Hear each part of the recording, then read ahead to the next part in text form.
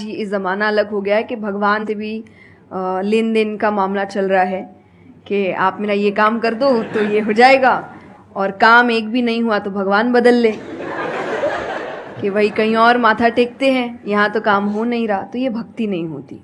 तो एक तो जो परसेप्शन भक्ति का बन गया है कि भजन कीर्तन पूजा पाठ कर लिया और भक्ति हो गई। भक्ति का असल मीनिंग है सरेंडर, समर्पण।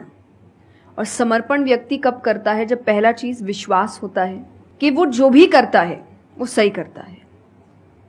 मुझसे कई बार लोग पूछते हैं कि आप बहुत ज़्यादा डिप्रेशन में नहीं जाते, या कोई आपने सब कुछ देखा है, चाहे स्ट्रगल है, इंसल्ट है, रिजेक्शन है, हर फील्ड में हर चीज़ होती है। अगर आप आगे बढ़ रहे हैं, कोई पोजीशन पे जाने की कोशिश करें तो आपको इनका सामना करना पड़ेगा। ये जिंदगी के साथ आता है तो आपको सामना, लेकिन मुझे कभी दिक्कत नहीं दी ये चीज़ें। क्यों? क्योंकि जो मैंने कहा समर्पण, मुझे पता है कि एक ऐसी शक्ति ऊपर बैठी है जो मेरा बुरा नहीं चाहती। तो कई बार बुरी चीज़ें भी मेरी ज़िंदगी में हो रही है, मुझे पता है वो मेरे अच्छे के लिए है क्योंकि वो कर रहा है। तो ये समर्पण, ये भक्ति है। तो ये आपको हारने नहीं देती।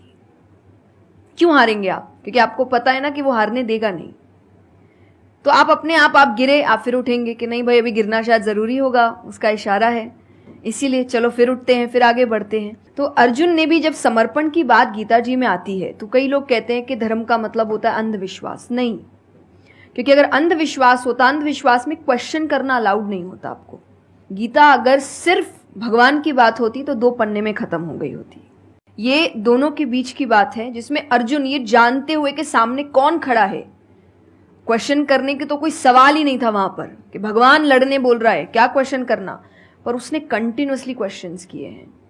पर उसका भी नाम आया था समर्पण, कि वो समर्पित होकर क्वेश्चन कर रहा था कि ये जो खड़ा है ये मेरे हर सवाल का जवाब जानता है, ये मुझसे कभी कुछ गलत काम नहीं कराएगा, लेकिन इसका मतलब ये नहीं कि मैं अपनी जिज्ञासा बाहर नहीं निकालूंगा, मैं अपने क्वेश्चंस पूछूंगा।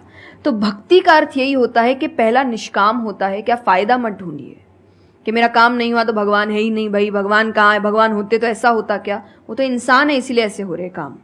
भगवान ने तो सबको देखे, बच्चा तो मासूम ही होता है, बड़े होके खराब हो जाता है। कोई बच्चा गलत आपने देखा है क्या?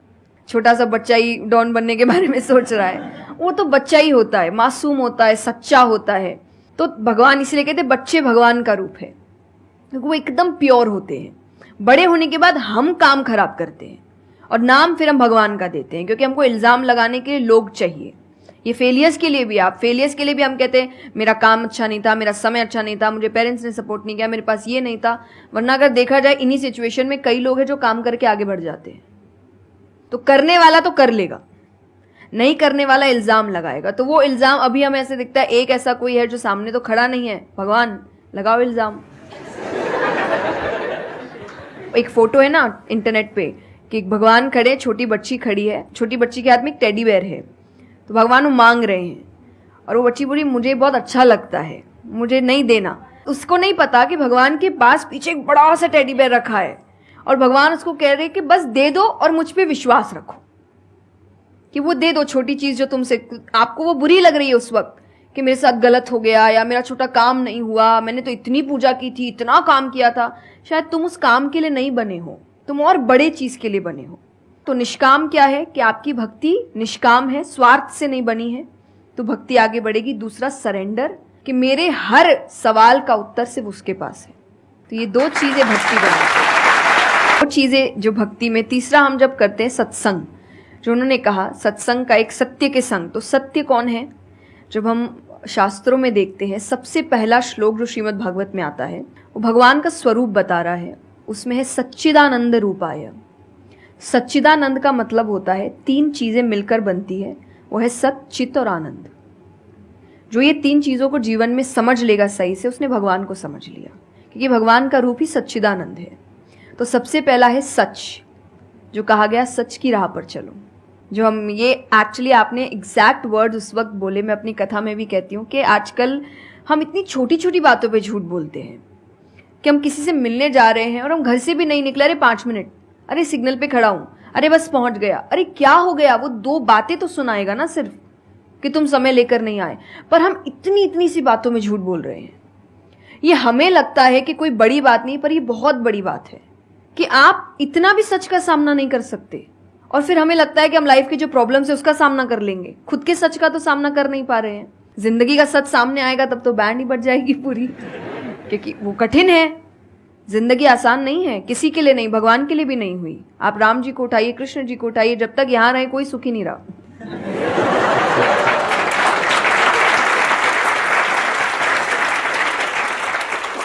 तो सुखी तो कोई नहीं रहा यहां पर। आपको सुख खुद ढूंढना पड़ता है, आपको अपना जीवन खुद निकालना पड़ता है अपने चॉइसेस को लेकर। तो इसीलिए पहला सत है। दूसरा चित है, अवेयरनेस। हम अवेयर नहीं है चीजों को लेकर, हम इग्नोर करते हैं। अवेयरनेस और इग्नोरेंस ये ऑपोजिट्स हो गए, कि आप कोई भी चीज आपको समझ नहीं आ रही है, नहीं है। मैं अधिकतर नास्तिक लोगों को आप देखिए, उनको अगर पूछे ना भगवान को मानते हैं, तो उनके पास एग्जैक्ट रीजंस नहीं होते कि क्यों नहीं मानते। बस नहीं है, दिखा नहीं, मुझे नहीं दिखा तो नहीं है। तो तुम्हें तो बहुत चीजें नहीं दिख रही। मेरे पापा इस पर मैंने एक बार उनसे क्वेश्चन किया था कि बोले तो पापा कैसे जवाब दे। पापा बोले उनको पूछना उन्होंने अपने परदादा को देखा था। देखा तो नहीं होगा,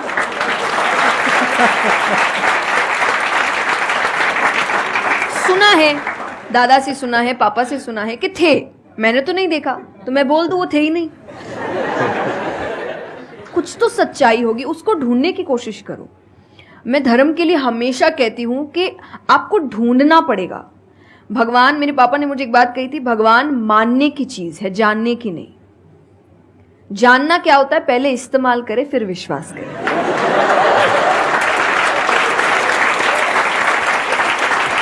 कि पहले देखेंगे है कि नहीं है, फिर बताएंगे। तो वो तो भगवान है, वो कहेंगे देख मैं भी घुमाता हूं।